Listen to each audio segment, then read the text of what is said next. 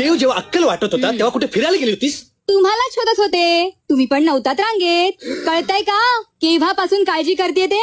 एक तर रविवारी सकाळी लवकर उठवलंच हा. मला, एका शब्दानेही बोलली नाहीस की आज सुट्टी आहे.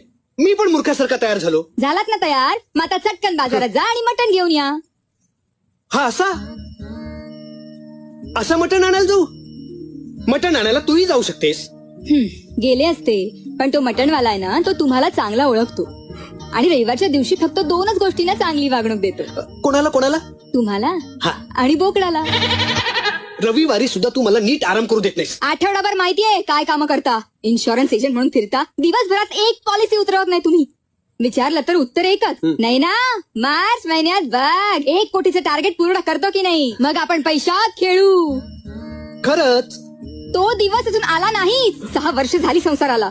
माझी नोकरी मंत्रालयातली आहे म्हणून संसार चाललाय. शी, कंटाळा